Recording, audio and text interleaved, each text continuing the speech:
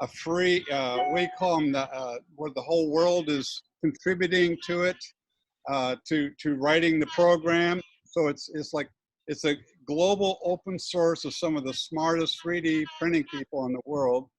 And it's called Prusa Slicer, and it is a fine piece of software, free for anyone. And just to play with it. And then I put it on this $350 printer. And, you know, I've had some prints take 20 minutes, some take a couple hours, some take 4 hours, some take 10 hours. One that did 10 hours had, you know, every time it goes in a circle, that's considered one depth, and then it goes up 0.1 millimeter, and then it goes around again and extrudes plastic and 0.1 millimeter. So it's building up. In 10 hours, it went around 1,476,000 times. Wow. Well, here it is. I'll show it to you. Look. I see, Paul, you're back. You were. Yeah, I hit it. I played with the camera, and then I closed the camera and I closed the meeting by accident, and I'm back. But I've got a better idea here. Let me see if this works. There you go. That's it. You fixed it. let Gary finish, because he was just showing us what he built. This is a bell to it's called a grammophone. So it's an echo dot on the inside. So you open it up, and there's an echo dot, and the cord comes. Oh, there's an echo dot. And then the cord comes out the back, and there's a little plug that holds the cord in place. And then you snap this thing on top, and you turn an echo dot into a grammophone. It's called a grammophone. That's interesting. Yep. And they send you the plans for that, and you build it on your you download 3D it. printer. You download it from a website called Thingiverse. And in fact, yesterday, Thingiverse has up to yesterday, Thingiverse was always free. It was part of the MakerBot movement, so it was like self-supporting. But they found themselves with 2 million files. You know, this takes multiple files to make. So you have all the files that have to be downloaded to make something like this and assemble it with like plastic glue. They have over 2 million files on Thingiverse of things for free that you can download. Let me interrupt you just a second. Stan, did you start the recording? Yes. Oh, good. Not until just about when Gary started. I realized I had not, but I am now recording. Good. I'm grabbing 2 more things. So just today, I did this cute little guy. Little frog. Yeah. So, you know, that took like 30 minutes. And then I made this fighter jet, you know. And the cool thing is, it's all one part, and the wings go in and out. Huh. There's like two gears inside there that do that. So as it's building it up, it's actually putting the space in necessary so that the wings will rotate? Creating the spaces in the wings. See that? Yeah. And if you look in there far enough, you could actually see a bevel gear, but I think we'd have to have, you see just the tip of maybe 1 or 2 little spur gears in there. And then I assembled this today. This is a catapult that latches. Oops. So you print the whole thing in a card like this.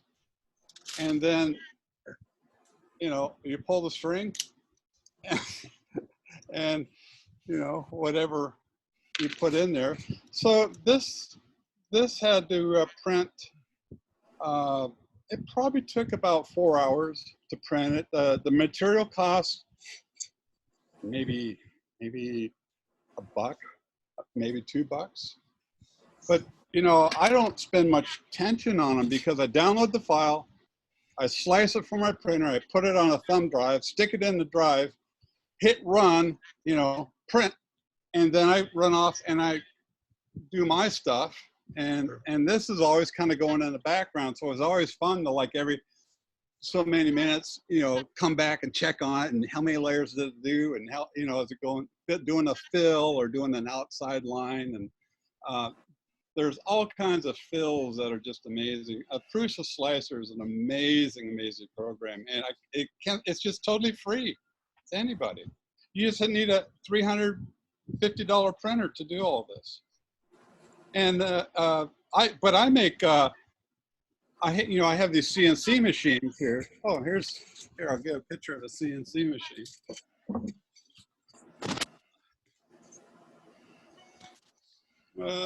That might be too bright. No. Okay, so I got these LED light strips from Home Depot to kind of brighten it. And then these are the vices. Can you see the vices? Mm-hmm. The red ones? I don't know if I'm holding it right. Yeah, no, that's good. And so I'll make jigs to hold, like I'll 3D print little things that go over the jaws of the vices, okay? And to hold things a different way, you know. So you need to have special jaws on vices. So, but I can 3D print them very easily. Yeah, it's fun. And it's easy. Stan, you could do this. You could. I'm Stan, curious about something. If you wanted to, like that catapult, could you scale the plans up to twice the size or smaller? Anything. Wow. Tiny, big, whatever you want. Neat. There is an amazing amount of materials you can buy from Amazon. I mean, stuff that has carbon fiber in it, nylons, ASBs, PETs. What you do is you buy these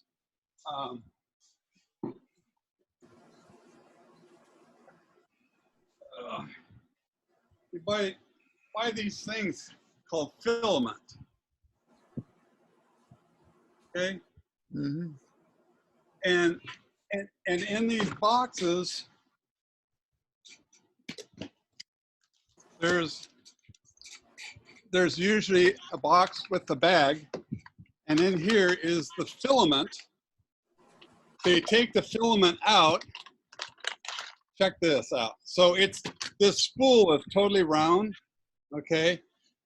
Check this out. This came with the printer.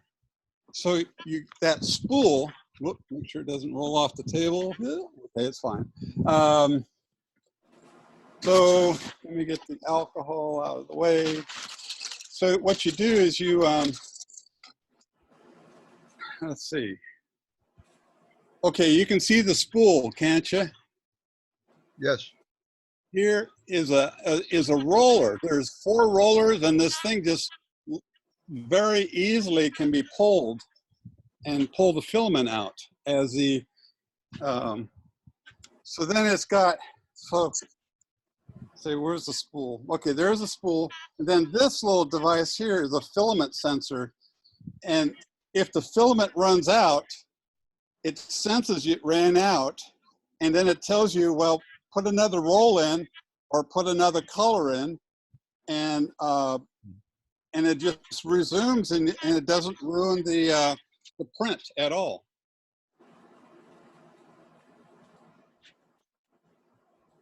Easy, and there's all kinds of free software for you now. Everything is virtual.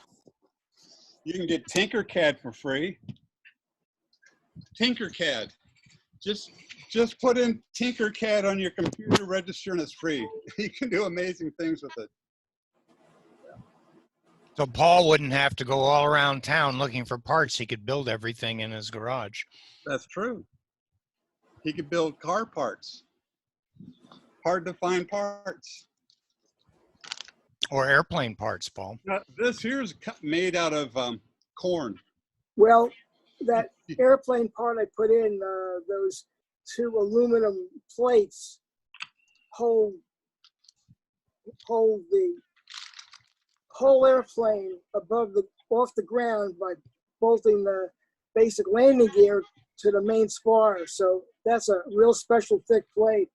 Plastic's not going to cut it. No, not always. No. Plastic. This is not just playing around. I know as I'm having fun doing it, but you're learning about what temperatures to use. Like the bed that the plastic is built on, that's at 60 degrees centigrade. And that is a magnetic plate that I can just slide right off the printer. And then once it cools down, I just snap the steel plate and the part just pops off. Pretty cool, pretty simple. And so what we're learning is how much flow, on a, do you want the flow of the plastic going through the nozzle at 100%, or do you want to slow it down 95 or 90 or 80 or 50 or whatever? That's one consideration. Also, how hot do you want the plastic? So you can choose any temperature, but 215 centigrade seems to be the most popular. Now this white stuff, I have to run it at 225 centigrade because it's just somehow thicker or something. So we have to heat it up to a little higher so it goes through the extruder. And there's a little auger screw that feeds the filament through the machine.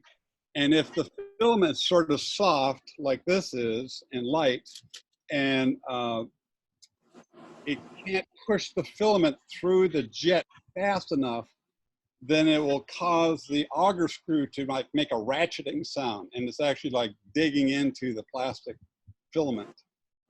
You know that you're running too cold when that happens, or you slow down the machine. And so what you do is you learn your machine by doing little freebies like this. So I've only done like 5 of them. So being that there's 2 million, I have a lot more to go. Hey, Jack Pearson joined us. How about that? Hey, Jack. Hello, Jack. He doesn't, I'm not sure if he's got his mic on yet or not. But welcome to the group. I'm glad we did this because I really like going to TechSIG. And I really like our waitress there. She is so hot. She's really something else. Hey, Tom, are you still with us? Okay. Oh. Well, Tom's iPad, he's got to figure out how to get his audio in. So, yeah. Tom, are you still playing with your, Tom, you still trying out your iPad, getting the audio fixed? I've seen some emails from Ted. Ted can't get on. Wait a minute. Tom, we lost Tom. Okay, Tom, can you hear us? What did I do to get rid of it? I put in the AirPods, and so in doing that, I was getting all the sound from you, and no one else was hearing you. So I had to take the AirPods out, put you back on speakerphone. Okay, well, I lost the program for some reason. I don't know where it went. What program? His Guys anymore. I'll have to reload it, I guess. Yeah, why don't you just log out and log back in, Tom. I think you unstarted your video. Yeah. Okay, I'll do that. Okay.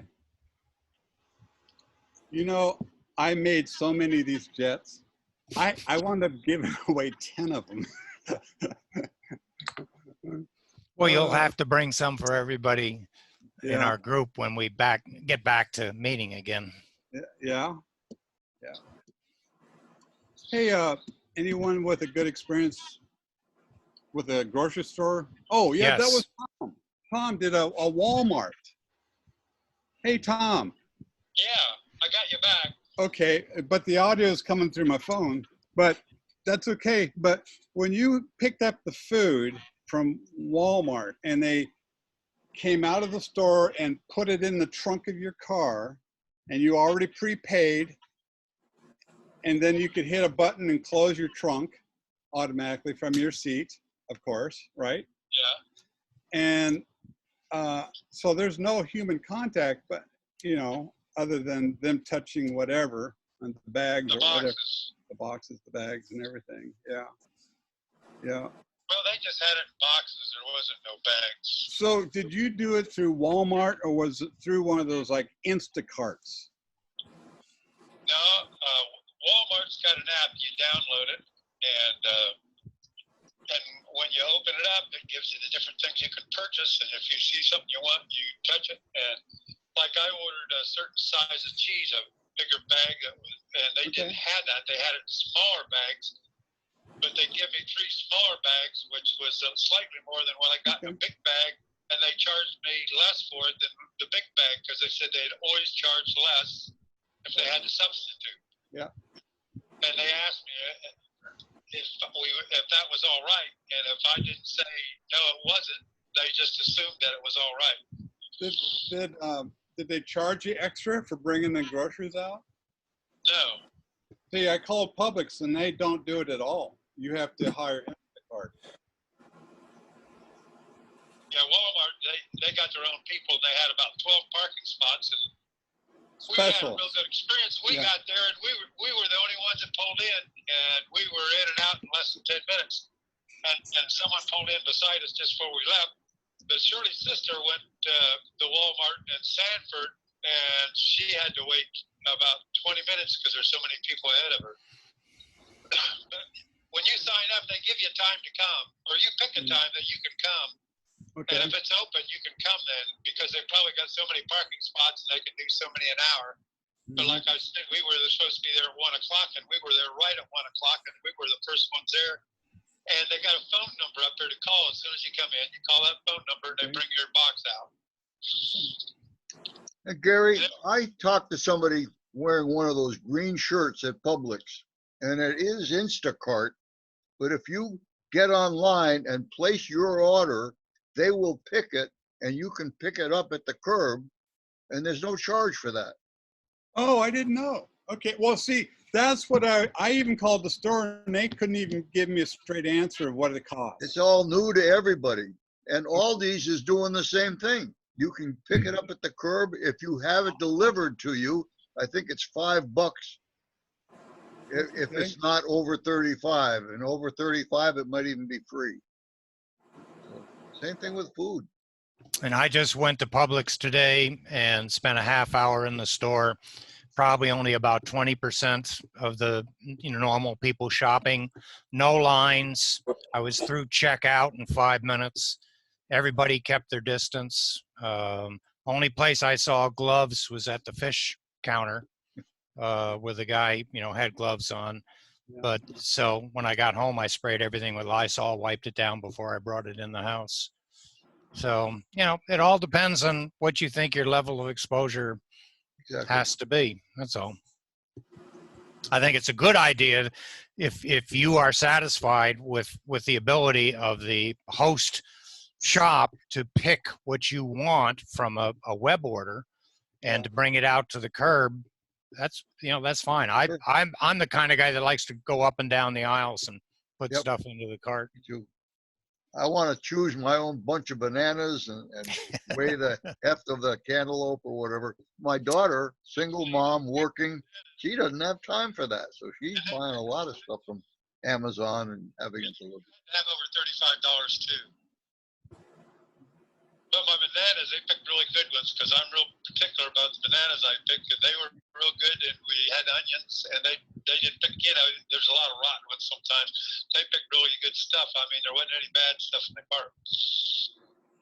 One thing I did do is I've got a box of nitrile gloves that I picked up at Harbor Freight, and so I took those with me to Publix. And before I get out of the car, I put them on, and the attendant was actually sanitizing the carts and standing there as you came in the door and rolled it to me she had gloves on, so there was another person with gloves, and said, "Sir, this cart has already been sanitized for you. And then as she went and got another one, I watched her, and she actually, all the exposed surfaces of the cart were all wiped down with sanitizer.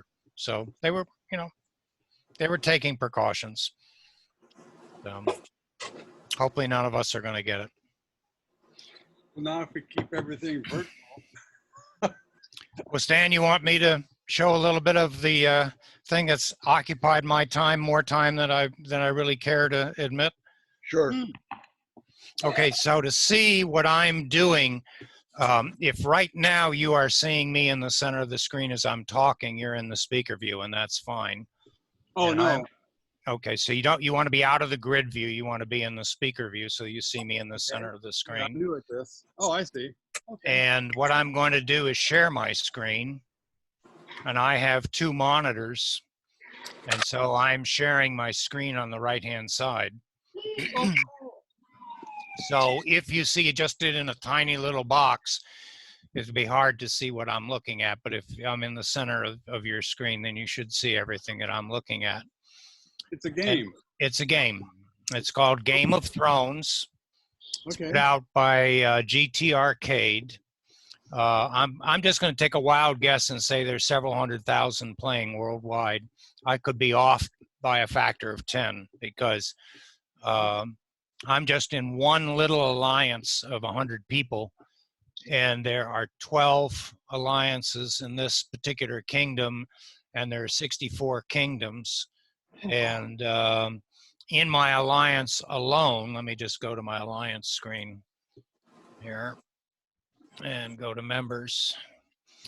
This is a list of all the members that are in this. There are people from the UK, there are people from Eastern Europe, there are people from Italy, as a matter of fact. One of them was talking about what's going on over there today in the chat. There are people from Singapore. I doubt there are people from China. There are people from Japan. There are people from all over the United States. And as I say, this is just my alliance. Each alliance can have 99 people in it. And so we all play pretty much every day. Sometimes I leave the game on when I first get up in the morning, and it's on until I go to bed at night. And it's usually on this is my second screen on a 2-screen computer. And I can also have it on my Chromebook. So if I wish to sit down and watch TV and listen to the news, I can also have this playing. So it's a very busy screen. The first time you look at anything, any software, it always looks overwhelming. I know, Paul, it's kind of like getting into the cockpit of a 747 and you see all those gauges and you're trying to figure out how can anybody ever figure out what all those gauges do.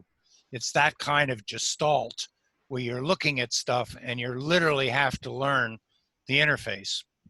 But what you're the whole concept of this is you're in a medieval kingdom based on the Game of Thrones book and the HBO series of Game of Thrones. So even if you haven't watched Game of Thrones on HBO, you can play it.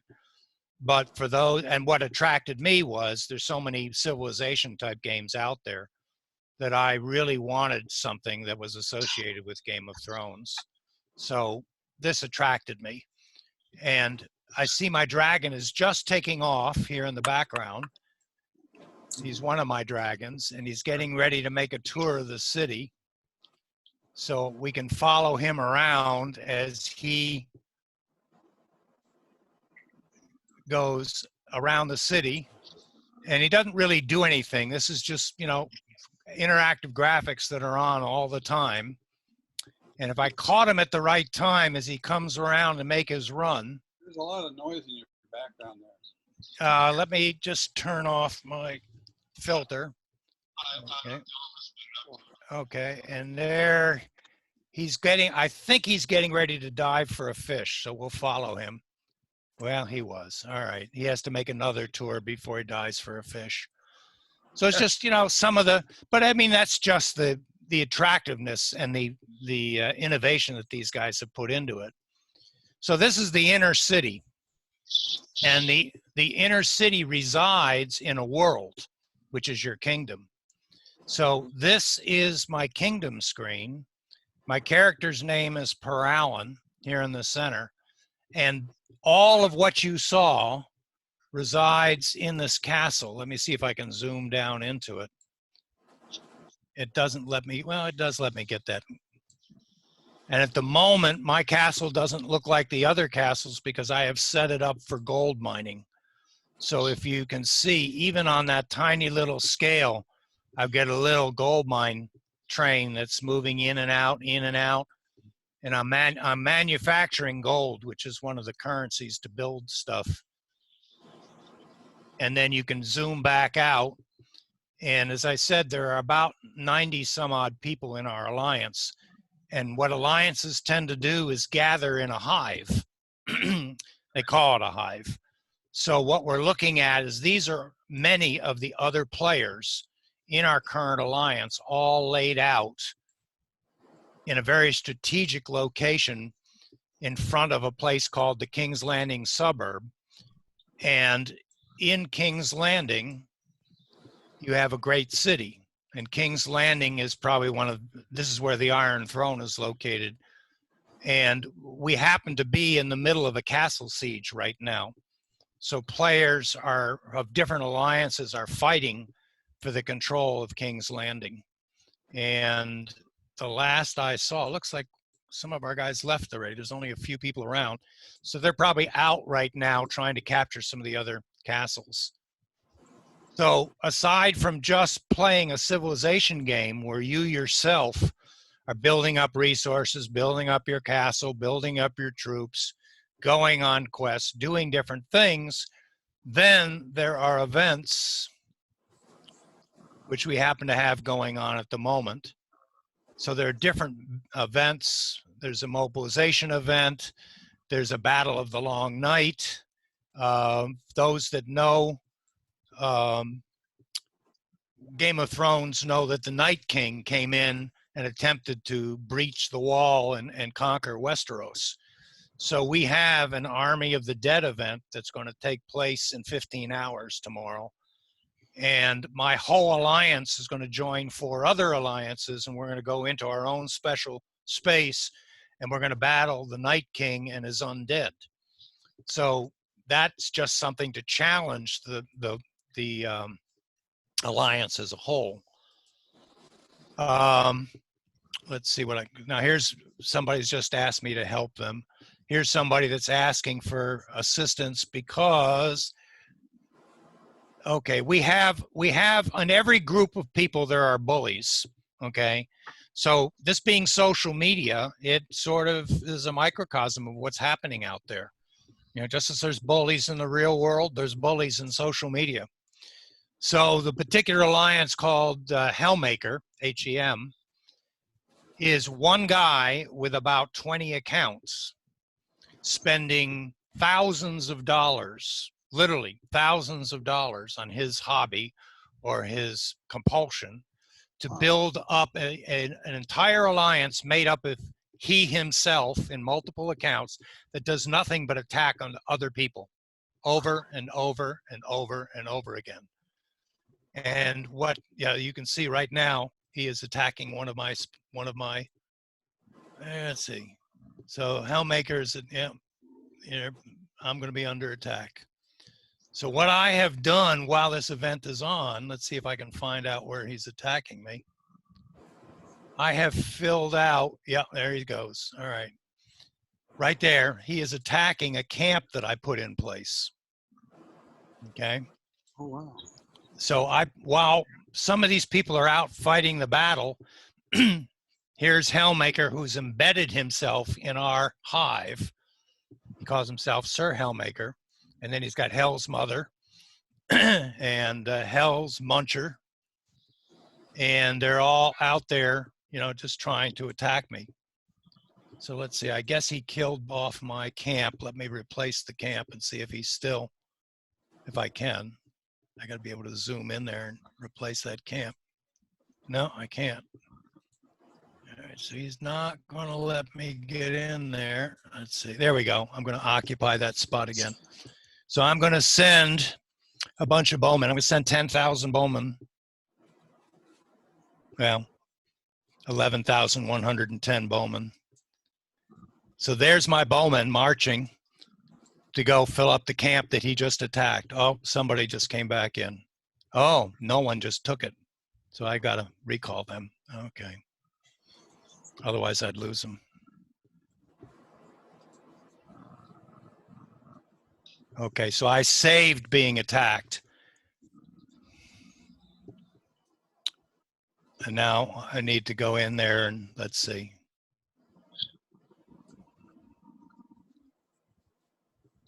Let's see what happened. Somebody else filled it in. All right. So this is what goes on.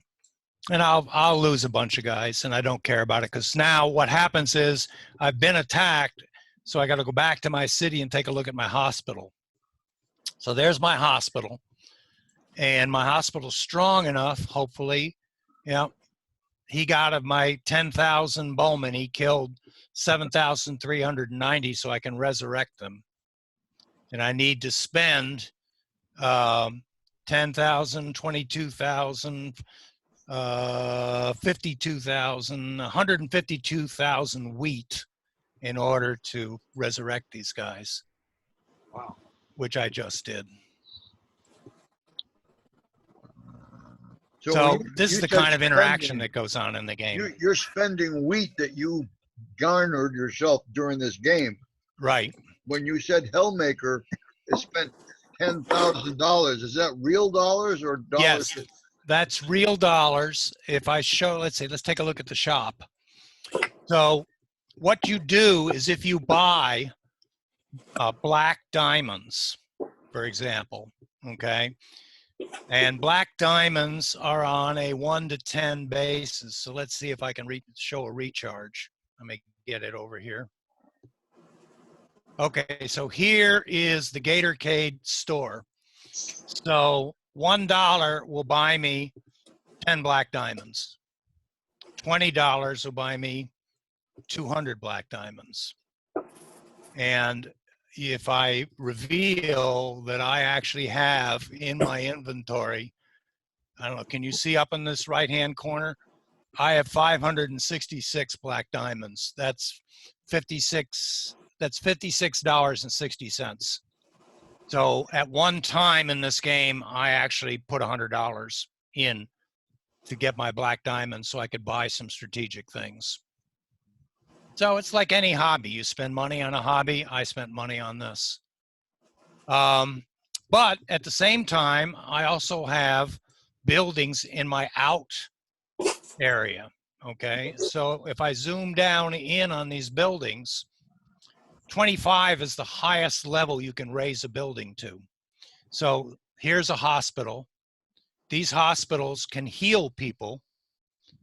Here is a mint. The mint can actually create the gold. They're gold dragons. So I'm producing every hour 4,875 gold dragons from this particular mint. I have a quarry which builds stone, which helps you build buildings. I have a lumber yard which generates wood. I have a mine which generates ore and iron. Nice little mine with its running back and forth. Let's see, besides, there's a farm here somewhere. I know. I don't have that many farms. Let's see where they are. And I know I've got a farm here somewhere. Hospital, mint. Gold is very important. Oh, there's a farm. Okay. And there's a farm which does grain production. And then you get a lot of these things through just periodic awards. It's like a slot machine. Okay. Every now and then they just drop things on you. So like right now they're offering to send me 5 times 4, so 20,000 grain. So I'm going to claim it. I just got 20,000 grain, and it's very small up here, but it says, okay, in 50 minutes, your chest will be open again. You can gain some more. I also do a monthly card, and in that monthly card, I generate blue diamonds. I generate speed ups, which help speed things that are linked to time. I generate research, because if you research certain things, you're better at it. I can get gold, I can get stone, lumber, iron, and wheat every day. But that costs me black diamonds, which I have a bunch of black diamonds on, So if all you did is play this as a civilization game, you could play this all day, just leveling up every building in your city, doing research. Here is a merchant ship which brings stuff in periodically that I can buy. So you have to, in learning this would be ideal for Paul, who wants to know everything about everything. So, I mean, you've got, and Ted would want all the books and printouts if he were with us. But you've got to learn what every one of these things does and how it actually helps. How it interacts and how it helps you. So typically my day is get up, open up the castle, go to each one of these buildings, level it up, pick up what's necessary, go to my alliance, which right now is each person, when they do things, banks a bunch of gifts that everybody else gets. So right now I've got 141 gifts banked. So for example, player WABE has a sapphire gift for me as a result of what he did. If I claim it as a single claim, I just got 60 minutes worth of speed ups to make things happen faster. And I could go through all 141, or I can claim them all. So by claiming them all, I got 2,200 diamonds.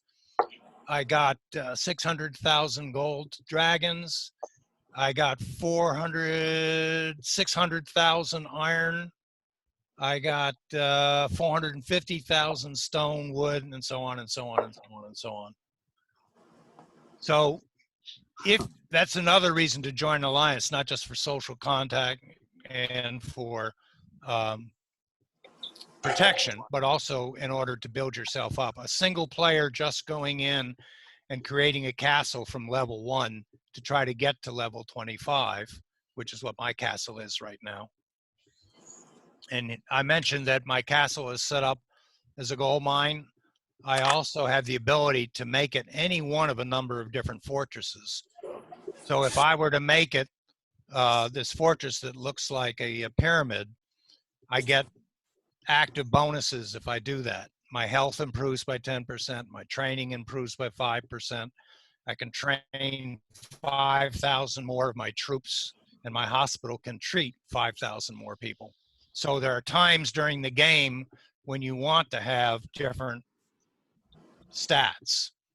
So not only do you play it, but you also, it's a whole ecosystem where you have to learn everything that's going on. Now, let me just check and see what this person is saying to me, just chat. Can I pull my camps? All right, he wants me to pull all my camps. So let me go get my army and let me return and return. All my camps are coming back. Okay. So what happened was during their event, they went out fighting and they wanted to come back in to these places that I had camped in. So I pulled them back. And let me just check and see if they won their battles. This is the Castle Siege. So my alliance is called the House of Valerian, and they captured King's Landing. They captured Storm's End. They're still in fight for Casterly Rock.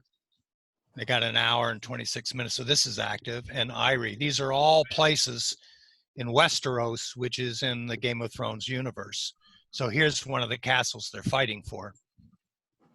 And because I see orange coming out of the castle, if I trace where that is, there's probably an army down here that's retreating. Let's see. I may have to go quite a ways to see. They probably put an attack on him from one of the other alliances.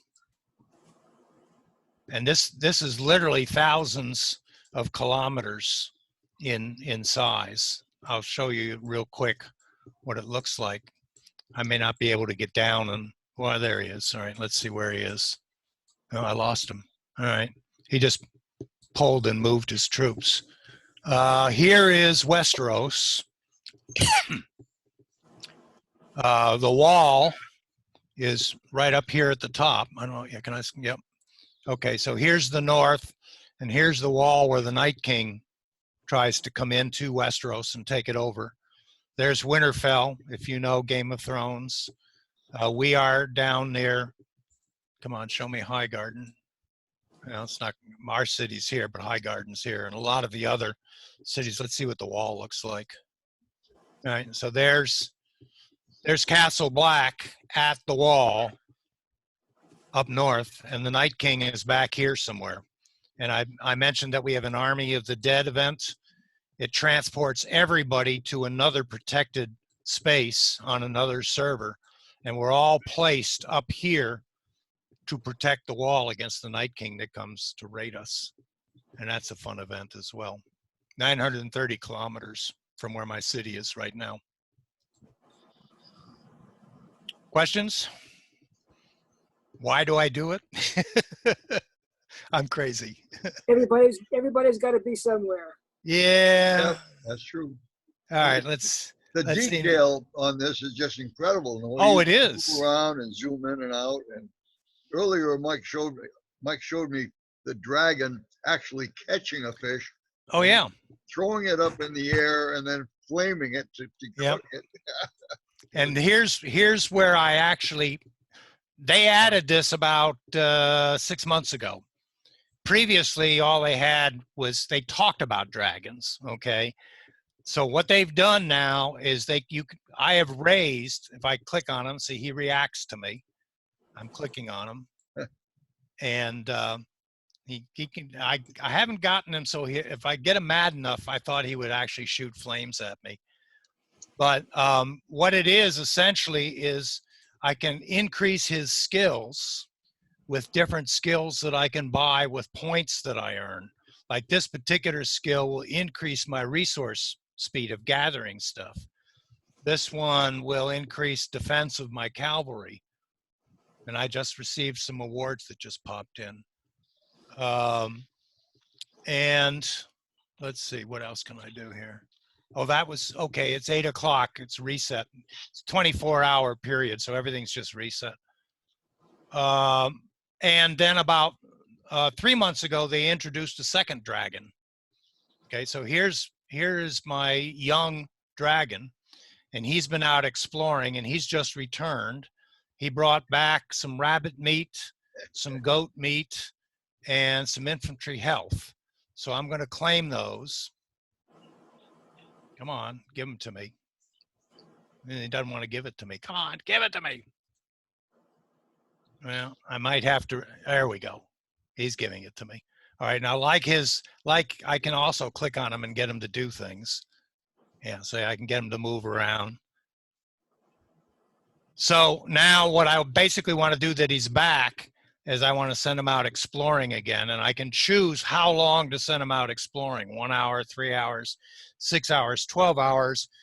It's 8 o'clock, so he'll be back at 8 o'clock tomorrow morning. That gives me the highest return of stuff, so I'm just going to send him out exploring. So he'll fly around Westeros, and as he flies around Westeros, these are some of the places that he's been to. So when he comes back, somehow he takes pictures. You know, they don't really explain all this, of all the places he's been in Westeros. So we'll just let him go about and do his thing. So I'll go back to my building, and let's see, I should be able to, there's usually a drop down to unshare my screen. Let me see where it is. I might have to minimize this a little bit. Why am I not seeing that? Okay, I'll just drop out of the game and come back. Exit game. Now I am not seeing, I'm still sharing my screen, right? Let's see. Yep.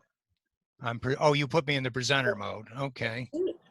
Yes. But I Yeah, should. You stand back. I was. Mute yourself, Paul, if you need to. What's that?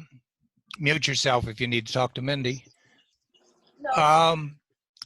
Typically when I'm presenting, and I did before, I see a drop down right here at the top. Well, I'm back. Okay, I just stopped present- sharing. I Oh, stopped okay. sharing. In the presenter mode? Okay, that's fine.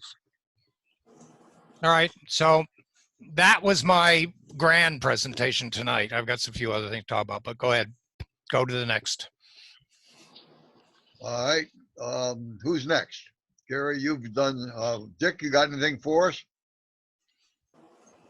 You're muted. There I go. Can you hear me? Yes. Oh, good. If you notice, my background changed. Yes, you used a picture. I thought about doing that and I couldn't find one. Well, I downloaded one, and it occurs to me it would be worthwhile to have somebody put on a presentation on how to use Zoom and all the things you can do with it, because it apparently has capabilities that I certainly have never explored. I just stumbled on this tonight because I didn't like my background, and it's kind of fun. But I'm certainly a real rookie at this. But I'd love to hear somebody talk about it who has worked his way through the various features and can someone that can explain them. One of the things that I did discover was that I can change my microphone. And I'm wondering if that's Tom's issue, that he needs to change a microphone or something like that. But anyway, that's my pitch. I was going to comment, if you all recall, that Huey purchased this great big fan that he mounted to the back of his chair, and it was supposed to fill up the whole background when he was giving presentations. Yes. But as he would move in his chair, his background would move with him too. So what you found is a digital background instead of looking at all my shelves behind me. Yep. If I enabled the digital background, it'd look a lot like Dick's. Well, I saw that between our test and this evening, Mike, and I couldn't find anything to put on there. You have to use your own photo, or what did you download, Dick, to make that? Unmute again, Dick. Oh, sorry. I'm trying to keep quiet. You go down to the little up arrow next to video. And if you click on that, it says choose virtual background. Yeah, I see it, and it wants me to download a virtual background package. Let me see if there's anything that actually isn't just in a, no, it looks like I have to download a package. It apparently will use any JPEG. Oh. Right. And so if you want to, I download the package. I have not looked at it to see what's in it. But yeah, I just went around and I did a search on backgrounds, just regular internet search, and found one that, there you go. Sort of, it's trying to find my head as I move. Sit closer to the camera. I wonder if you need more contrast between the colors in your head and the colors in your background.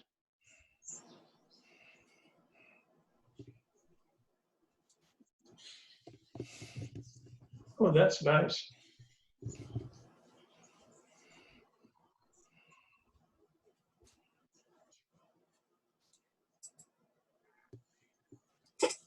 That's a good Florida scene. Oh, it actually has motion. Neat. No, I'm looking around myself and I've not found that yet, but that's I'm at a place where it says I have a green screen and then there's a question mark. Well, that asks if you do have one, and if you don't have one, you don't want that. Okay. I got a comment that I'm very happy with, just taking the time to do this, that certainly for the board meetings, this would work as long as we can get everybody either with an iPad or I know that Mike Leach has recently acquired a Chromebook. I think everybody would be able to do that and it would work. And, you know, we've known that Huey spent a fair amount of time making it work for him to be able to make his presentation monthly so he stays in touch with us. So it definitely is working. I'm pleased with that. I must say that I'm surprised that we've only had 8 people join us, and Jack Pearson never did seem to get either his video or his audio working, and Jeff was with us for maybe 5 or 10 minutes and he's gone as well. So have to figure out what's going on. Well, I'm using a desktop with a camera, Webcam. with a webcam, and then I'm using my headphones because the microphone on my headphones seems to be a better quality than the microphone in my camera. Got it.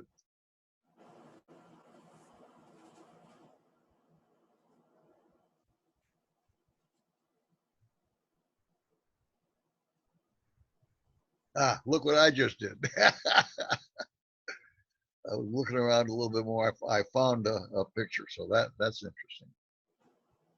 I was going to say that on my MacBook, and I bought the lowest end, and to enable the virtual background, it says that I don't have enough processing power to do that.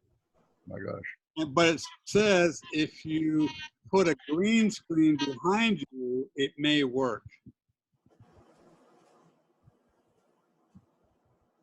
Well, I haven't found out where to download the green screen yet, and I will for next time. But I think you need a real physical green screen. oh, well, I've got what I was using before is a big piece of cardboard, so I got a brown screen. Cardboard would work, you know. Yep. It doesn't have to work so hard. True. I don't like what this is doing with.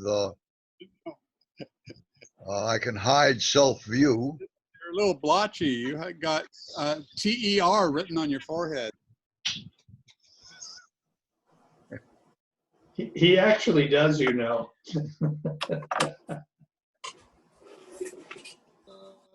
Oh, hey, something. Hey, let me pull out the heat plate. Hold on. Well, oh, I think I'll bring the computer. Okay, so let's see. Oh, so if I wouldn't speaker mode, would I have a larger screen of myself or what I'm showing on my camera? Not sure. Let's see. You want a larger screen? Speaker view. Testing 1, 2, 3. Nope, it has Stan. Stan can make you a presenter. I'm going to do that now. Oh. You were talking right then, Mike. So I can see better. Or I could switch to the iPhone. That might work. Can I log on Zoom on my iPhone also at the same time? Oh, okay. Oh, okay. Here we go. I can see a lot better now. Thank you. So the computer just finished, and it's not magnetic. Well, the plate is not magnetic. It's the heat bed is. The heat bed itself is got a high temperature magnet, like rare earth, but high temperature. And here's what we do. So there's the plate. And what you do is you bend it like so, and you can hear it crack. And then bend it again, and then it just slide off. Okay. That's all I wanted to show you. So that will be part. This is called the impossible table. So there's a couple marks inside here and here, and this leg will get glued in place. And then there's another one that's a mirror of it, and you put that upside down, and then you run through it. And the table that's identical to this is on top, but it hovers, and you could actually put like a can of soda pop on it, and it would just hold it like levitating. So I'll show it to you next meeting. You might talk to Mike and see if he needs any parts for Corvettes that you could make for him and save it the cost of having to buy them.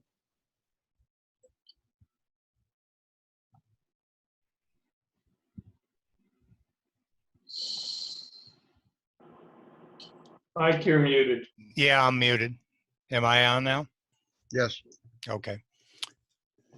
Yeah, I haven't been doing parts for my Corvette, but back when I was looking for pulleys and really having problems getting the right ones, we probably could have built a pulley up from scratch.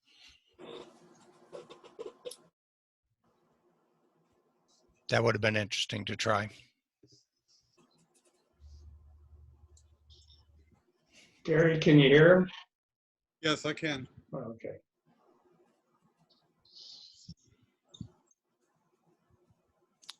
Well, we could have Tom present something, but we don't. Tom doesn't have a microphone. Paul, have you got anything for us tonight? Yeah, I'm going to talk a little bit here. Well, So I've you see been. Tom? Hey, Tom. Tom, Yeah, I can see me. look on the screen. I see me. Okay, do you have anything to contribute tonight? I was going here. Yeah, one of the guys asked me about my electronics for AVDC in and out, and it's TQ Aircraft Electronics, the one that built it in Germany. Okay. So I just thought I'd let him know. I couldn't tell him what the name of it was, but because I'm in my office, I got a card with the name on it. Okay. All right. Oh, let's let Paul continue. I'm sorry, but his face, Tom's face, came right into the screen right at that time. I saw it. Yeah. Okay. Yeah, actually, this electronics is for Paul because he was asking me about it last meeting. Oh, Paul was asking about it. Yeah, I can cover that later real quick. But anyway, what I want to talk about tonight was Mike and I have been talking about backing up computers, and I was asking him about hard drive enclosures, which has been on the back of my mind for quite a while. So I've got all of these hard drives sitting around from all my camera video DVRs, some of them which I've discarded over the years. And I got a 500 gig, a 1,000 gig, and I got a 3 terabyte hard drive. And so anyway, this week from Amazon, on Mike's recommendation, I went out and I bought an enclosure. And so, I mean, it was really a piece of cake. It comes with the USB cable. It's a USB 3 connector. It does need a power supply to run. So you just slide the thing open, which actually took me a little bit of time because I couldn't get it to slide. I couldn't tell which end it was going to slide from, and it didn't want to slide out easy. I just had to get something in there and just make a little space, and then it slid right out. So you just drop the hard drive in and 2 screws into the main chassis, and then just slide the box together and then 2 more screws, and just plug the thing in, and it's just another hard drive. So I downloaded all my documents, which is basically under the library file folder on my Windows 7 machine. And so before I did this, I ran my antivirus, full scan. I ran CC Cleaner. I cleaned the computer up as much as I could. And then I ran the thing, started it in the morning and ran around, came back, and it said it took like 40 minutes to download everything. So got all my pictures, documents, Excel, Word, And all that stuff's on the hard drive now. And there's a few more things I might try to slide over, but it's basically there. And now Mike's gonna get me a program, a synchronization program, to where when I re-back it up, that it's not going to back up things that are there already. It'll just back up the new stuff. So I got to get one of those programs so that, you know, when you back up stuff and you know how it says there's files there ready to replace or cancel and all that stuff, that would come up like 10,000 times. So that program will eliminate that problem. So like here's one of my, this is a 500 gig hard drive, and then 1,000 gig I put in the machine in the box, and then I got this, remember I put in another hard drive into my camera. Last year we talked about that, my DVR, and that had a 3 gig. Oh, this, I'm sorry, this is only a 2 gig terabyte. It's too big, gig, and it's one of these purple hard drives that's made for heavy duty, and it spins a lot, and whatever the deal is. So I went out 2 and bought terabytes, 6. Paul. Not What's not that? 2 terabytes, not 2 gigabytes. Did I say gigabytes? Yeah. Okay, so this is 2 terabytes, and the one I bought for the DVR is 6, which is the maximum it'll take. And so that's, I got the 6 in the machine, so that almost tripled my recording capacity. And so that's what I did this week. And the other thing that, I forget his name, we were talking about, that I was asking him last week about the aviation thing. And I don't have any picture because I wasn't really prepared to talk about that. But briefly, in 2020, FAA says you got to have this new gizmo in the airplane. It's ADS-B. I'm sure you all know what a transponder is. You know, when it's interrogated by radar, it shows altitude and where you are and stuff like that. ADS-B shows more. What does ADS-B stand for? Do you know? No, I don't. Not off the top of my head. Okay. But it works with the transponder, and it also works with GPS, and it gives air traffic control more information as to where you are. I also had to program the ADS-B, and I did it.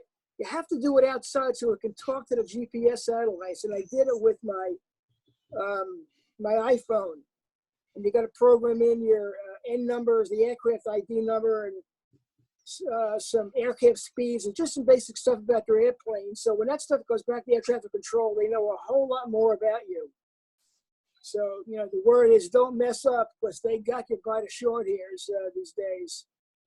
And it was a pretty expensive item, but I basically I complied with the regulations. But you can buy transponders with, and what we talked about last week, you can buy transponders with that capability built into it.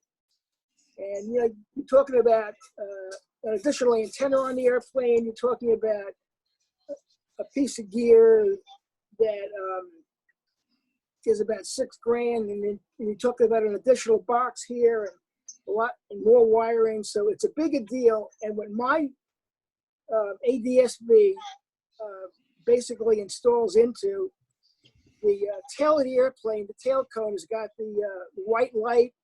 It's called the position light. And basically, I removed that during the annual, which I was into, and I replaced the tail light with this ADS-B device, which has got a white light on it. And it's like a transparent thing with a circuit board vertically in the middle of it. and it does all the stuff I need to comply with the regulations. So that's the route I went. It's called ADSB out because it just transmits out to the air traffic control towers. You can get ADSB in also, and that's for if you want to go not one step farther, but it's a major step further where you can get air traffic control information into your airplane to be displayed on an iPad.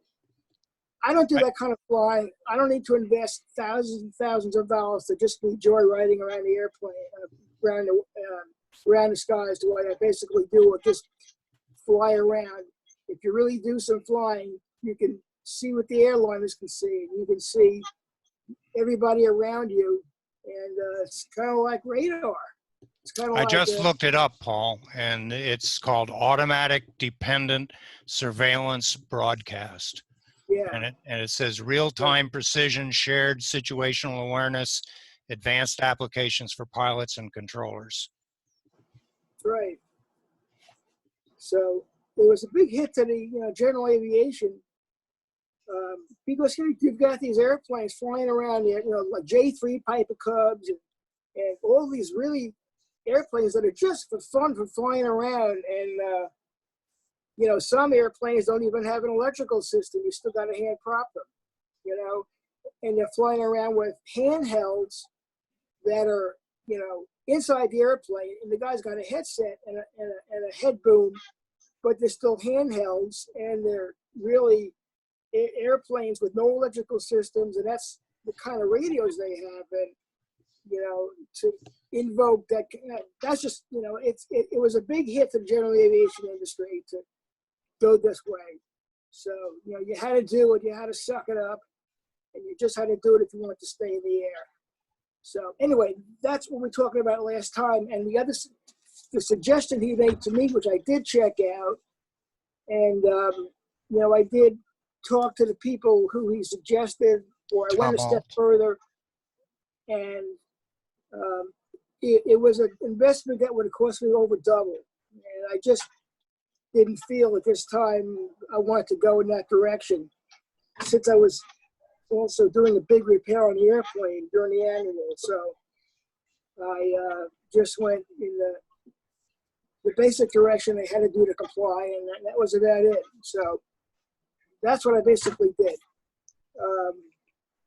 And the only other thing I got going is my 10-year-old HP printer, which I really like, started acting up, and it started making this ratcheting sound like a Tommy gun. And it was like something was stuck and the gears were jumping over each other. I've been working on this thing all week, and basically, I got a video on how to take it apart, and I did. I took the top off, which was pretty simple. And I can see when the carriage goes over, it pushes on this lever, and it meshes these gears, and then it moves this carriage to wipe the bottom of the ink cartridges. And when it was trying to do that, the carriage wasn't coming out, bottom line. And if I rotated the gears by hand and held the lever, everything works fine. I never really figured out why, but it was still printing, but it was making this awful racket, and so I was looking at it one day, and all of a sudden this little piece of plastic broke off, and so I glued it back on. I did a really good job. I tried it, but it still did that ratcheting sound. I don't know. There's a lot of steps for removing all the guts, and I didn't go but about 10% into it, 15% maybe. So this thing broke off, but before it broke, it was still making that sound. And I really don't know why, because it works manually when I rotate the gears by hand, the motor by hand. It just won't work when it's running normally. So I really never did figure it out. Maybe I'll figure it out in time. But now it's doing something else. So now I'm dead in the water. So it looks like I went shopping for a printer, and I went over to Best Buy today, and you can't go in the store. So the guys come out and they talk to you, and I said, here's what I'm looking for. And they came back with some suggestions written out with the SKU numbers. I said, I'll go home and look at the stuff online, which I have been all day. And I made a couple of phone calls and get some recommendations. But so I got it down to 2 printers. So it looks like I'm buying a printer. And but it just bugs me. Like, I really couldn't figure out what's wrong, and I probably never will, of course. Now it's not really operating right. So there's something else that happened, and I cleaned the encoder tape, which is the tape that runs along the carriage that lets the electronics know where it is left and right. And it had a little ink on it, and I just cleaned it off with a little bit of water and a paper towel, and I dried it. It was clean, and it was doing that. But after it had that big explosion with the thing breaking off again, that kind of, that was the end. Are you So, going with an inkjet, Paul? yes. Okay. I'm going with Color another inkjet? Yeah, the same kind of printer I got now. Let me. Does it use the same cartridges, or do you have to change to another cartridge? Yeah, you're not going to find another. I even looked for another used one online, but they're as expensive as brand new ones. So this over here, let's see, where are we?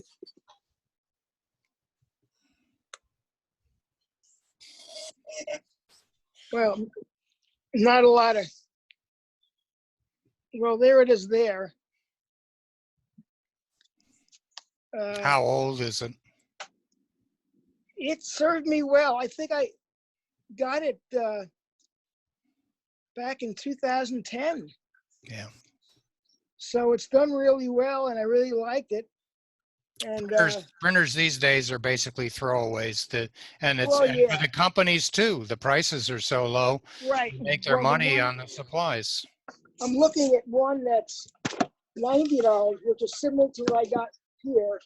And there's another one that's got a tray that you put the paper in and all of that. And I had one like that once.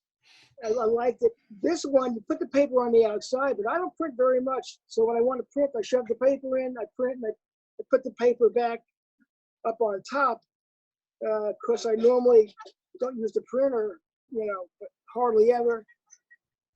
So, one I'm looking at is $90. The other one is $70. So, but the other one that's $70 is called an Office. Let me see here. It's Office Jet.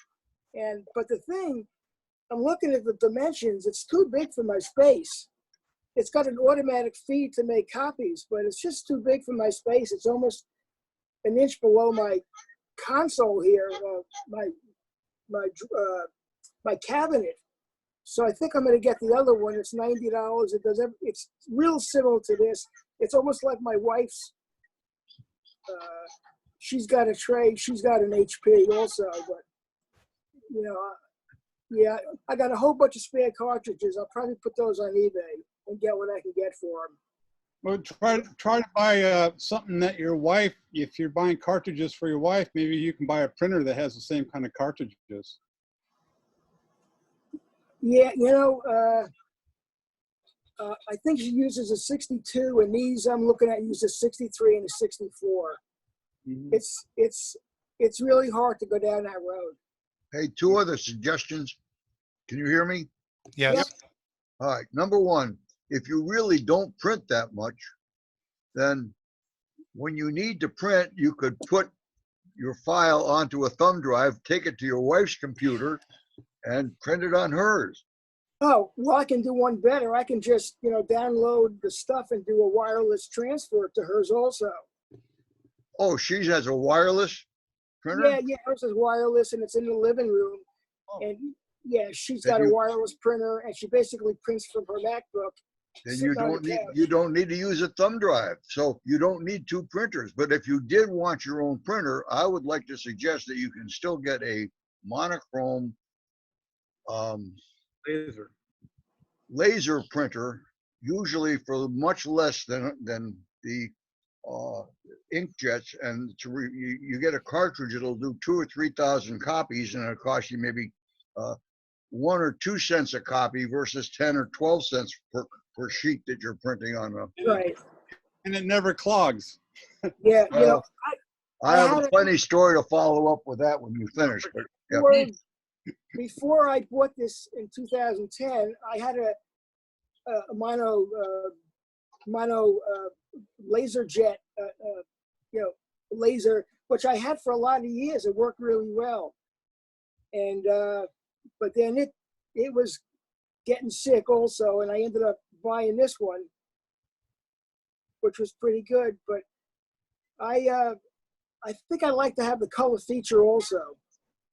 Good. So I'm gonna probably go with my direction that I'm going now, because even though I don't print a lot, I still like the color when I want to print something occasionally. So, and I do refill the cartridges. I do have inks, and I refill the cartridges. So I get a lot of life out of these cartridges. I sometimes can get near a year.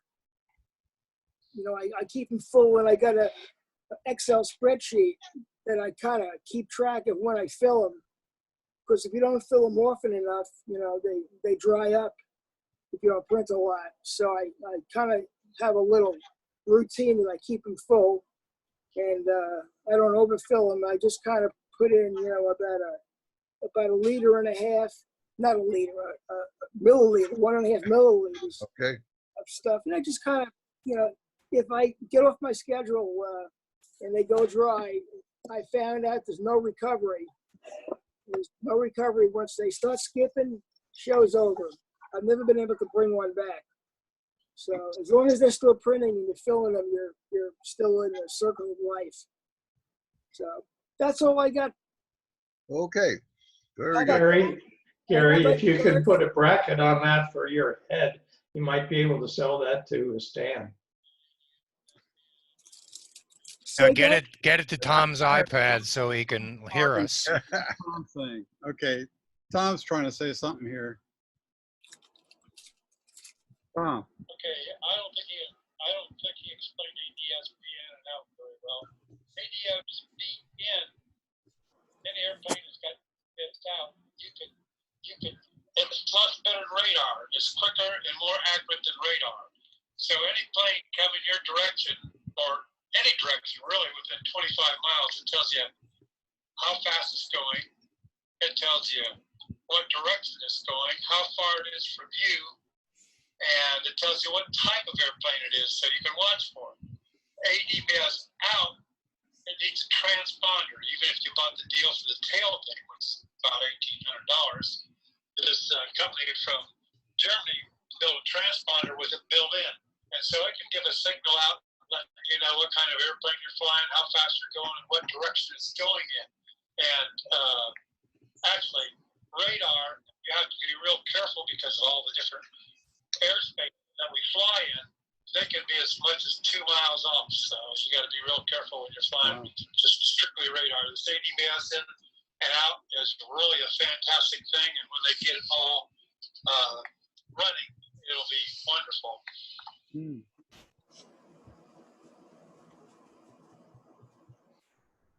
So I bought a transponder with ADS-BN now because the tail thing costs $1,900.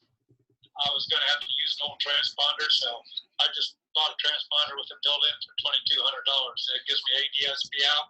So wherever I'm flying, people know I'm coming, what altitude I'm at, what my speed is, and what direction I'm pointed. Awesome. Yeah, well, if you didn't have a transponder, I can see your point.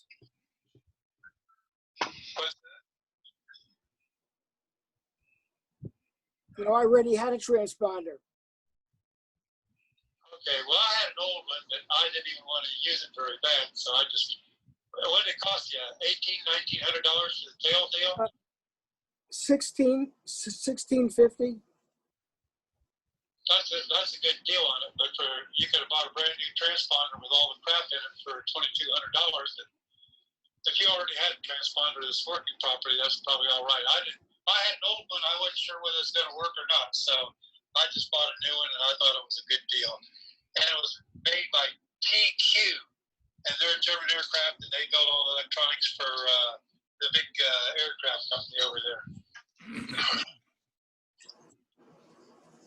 Yeah, I talked to the guy who sells them, and he said, aside from the transponder, I would have had to add another. It's been a month since I talked to him now, but I would have had to add another box underneath the instrument panel.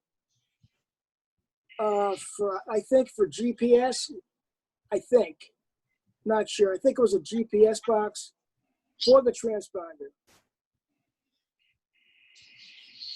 Well, I don't know what size, the transponder they have is really a small one, and big that I hadn't put any in yet, so that was a good deal for me because it's only about 3 inches by 3 inches, and it's real light and all electronics, and built by a company that has a good reputation. Right. So. Yeah, I think that one is round. It's round. It fits into an instrument hole if you got one.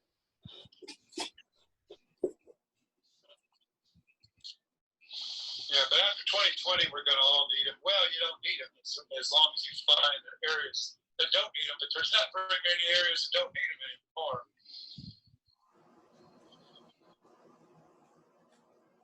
And you were in a different position. I had one, but I've never put it in. I didn't know if it worked or not. Someone give it to me.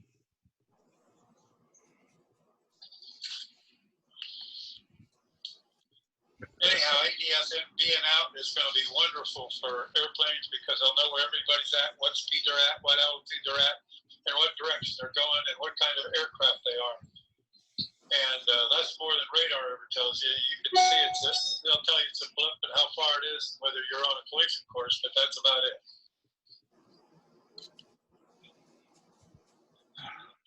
So I think ADS being in and out is really great because it'll replace radar in most places. Is the FAA requiring it of all aircraft owners? That's from what I understand. All aircraft, period. If you fly under 1,500 feet, there are very few areas in the United States you can fly without it. So that includes the new sport aircraft like you're building, Tom?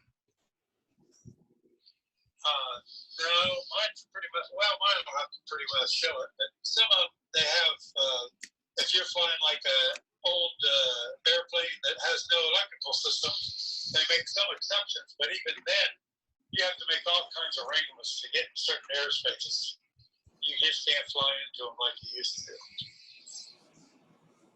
It makes it very difficult if you don't have one. I mean, you can fly without it. If you fly under 1,500 feet, you don't fly in certain types of airspace that's close to airports or anything, you can probably get away with it. Go goof around at 1,500 feet. But you get above 1,500 feet, it's hard to find any airspace you can fly without.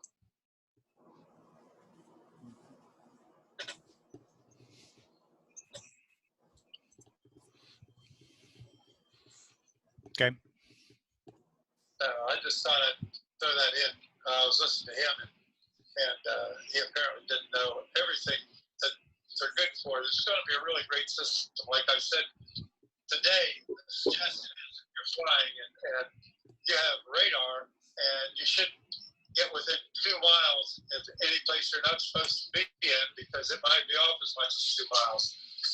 And they've got automatic reporting now. If you got your transponder on and they find you within an airspace that you didn't call to get permission to fly into, they can go after you. I don't know if they will or not, but they can. So the rule of thumb is stay 2 miles away from it. Airspace that you're not set up to fly in. So.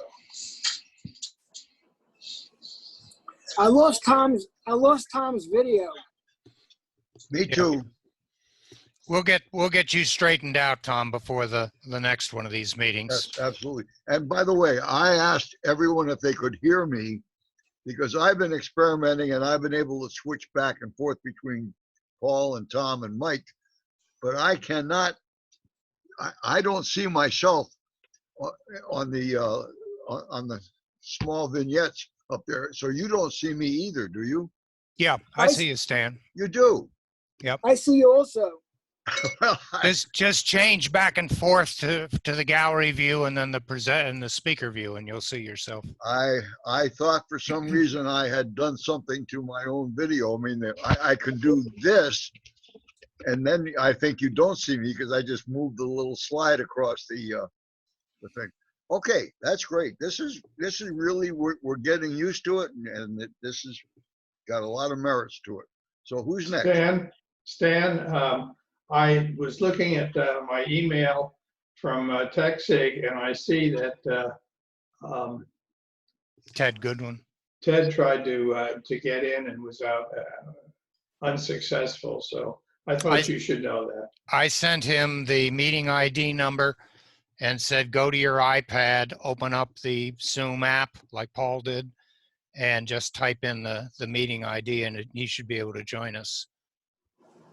You know, Tom's iPad is working because we're seeing his video. Oh, we are, yes. It kind of comes and goes. It has to do with his audio settings. And Tom, I just think you need to, you know, touch the screen while we're in session and see all the additional controls that show up, and find the one for your microphone and see if the microphone settings are available to you. And you should be able to say use microphone, share microphone, computer audio, something along those lines. I don't have an iPad, so I can't look at all the possible settings. And maybe you and Paul could set up just a private one of these together, especially since you are both aviation types, and because Paul's on his iPod, or his wife's iPad rather, and it's working fine. So there's got to be a setting that's just not working for you. Yeah, I tried to turn my Bluetooth on because I got speakers here, and I figured they'd show up on the speakers, but they didn't. For some reason, Bluetooth, they connected, but the speakers didn't work. Stan, you disappeared. I didn't touch anything, but He's got a black screen. He said he had a slide that he slid the slide. I thought I moved that back. No, I did not. So Camera covers. There you go. yeah, You're there now. that's the privacy little screen. So obviously it's going to take some getting used to, and I'm really sorry that Ted didn't make it. I wish he had called me. But on the other hand, I'm not an iPad expert. I wish Sean had been here because he could probably tell iPad users exactly what you have to do to unmute yourself. I think that's the issue. You're muted. Ted said that the meeting was busy, which happened to me, and I just logged out and then logged back in. Yeah. Well, they're all little things we all have to get used to doing. And hopefully this too will pass, and we'll be back either at Denny's or the American Legion. I was kind of looking forward to the American Legion because I like that facility. Me too. And they got food and beer.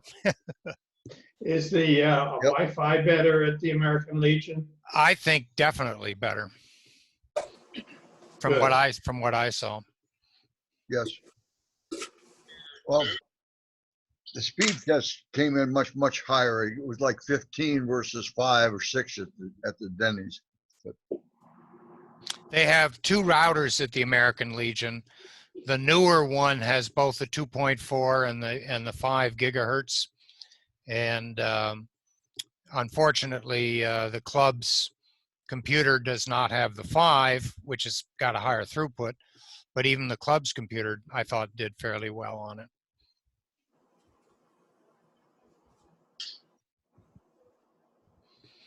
Okay. oh, Anything else? one last quick thing. Paul, you reminded me, I have so many things going on that I forget what problem has got the top priority, the crisis du jour. So about a week ago, my Hewlett-Packard LaserJet monochrome that's on my wife's computer, which often is the only printer that works in the house. I don't have a computer. I have at least 6 computers running in here at any one time. So one of my challenges is to remember when I was working on this project or that one, which computer was it on, and where are the files? And then when I want to print something, because they change so often. Anyway, to make a long story short, I tried to print something the other, maybe a week ago on this old model. I mean, it's probably 20 years old, and it jammed. It actually took like a square-inch size bite out of the leading edge of the paper. And when I tried to pull the paper out, it didn't come out completely. So I had to try to take it apart to find out what was wrong and just clear the jam. Couldn't do it. So I wind up taking pieces off all the way through. It's been so long since I had a jam on that printer, I didn't remember exactly what I had done the last time. So I'm getting deeper and deeper into the innards, can't find it. And I thought, well, maybe I just have to put it all back together again and try feeding another piece of paper, and maybe that'll force it through. So I put it all back together again, and guess what? I put the power cord in, press the button, and the light doesn't come on. So somehow, whatever I did, I managed to make it worse, and I haven't had time to get back to it. So I told my son about this, and I said, you know what? I think I really need to call somebody like a computer expert, which I used to think maybe I was. But man, trying to keep up with all of this stuff, including various medical issues, and then of course the coronavirus, and trying to keep food in the house and keep sanity, and not worry too much about getting stir crazy and cabin fever. But let me say one more thing. I talked about this to. Am I coming through? yes, Okay. I talked about this with Stan before when we were practicing. I tried not to inundate the TechSIG with all of my findings on the coronavirus, because I'm sure you all have been listening to the news and you've been, browsing yourself. But I will say that the Centers for Disease Control, CDC, on their website under symptoms, and I'll put the link up on the TechSIG, they've put in an AI which runs you through their checklist of, what symptoms do you have and what are their recommendations. So, if you wake up one morning and you've got a fever and you've got a dry cough and you try calling someone, you're probably not going to get through.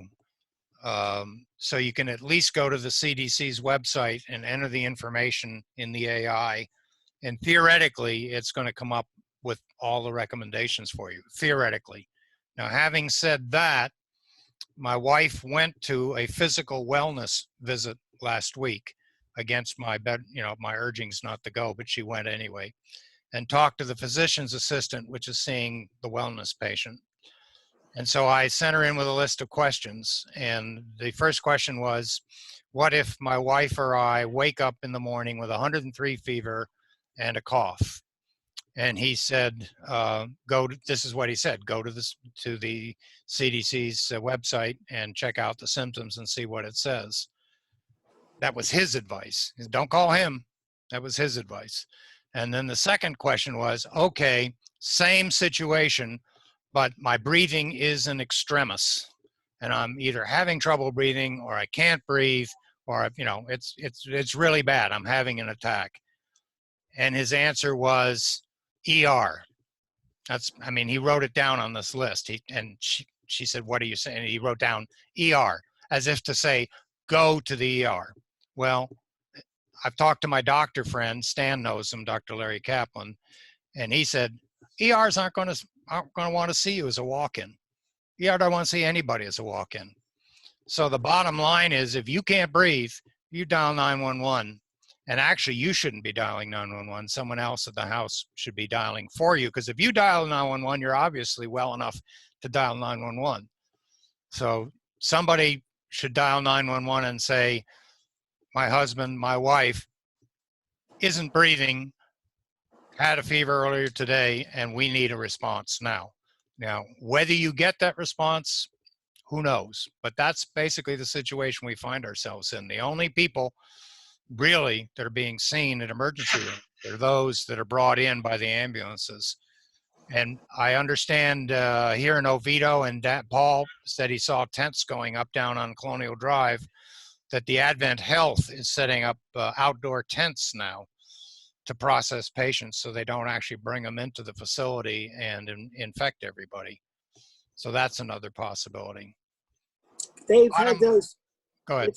They've had those tents set up down where I live, down by Lake Pickett Road, Lake Pickett and Colonial, at that new facility, the new Advent facility. They've had those 3 tents out there now for weeks. Weeks Already, okay. weeks. And I thought it was just something. It's been so long. It's almost before the coronavirus, but maybe it was for the coronavirus. Wasn't really sure. They put up tents at the Altamont Springs large Advent Health as well, and they're still empty. That is, if things get a lot worse, so if they have to do some screening of people outside Right. the hospital. So, Right. yeah. Well, bottom line, social distancing, stay healthy. We're doing it tonight. See you next time. I think that's a good time to end. Thank you. Anybody else got anything major, or I am recording this. I will send it out. Send out a link. I'll put it on the. Well, Actually, if you send me the link, Stan, I'll download it and put it on YouTube, and that way it'll be That'd be great. available. All It'll right, be available. We'll do it that way. We'll make it available to those people who either didn't see the email in time or had other things to do. I really would have thought if everybody was, kind of limiting their visits outside the house, that we would have had a bigger crowd. But enjoyed it all, and see you again next time. Okay, and Stan, stop your video before you end the meeting. All right, stop video. Thank you, Mike. It is stopped. Afternoon, shut down everything because my friend does.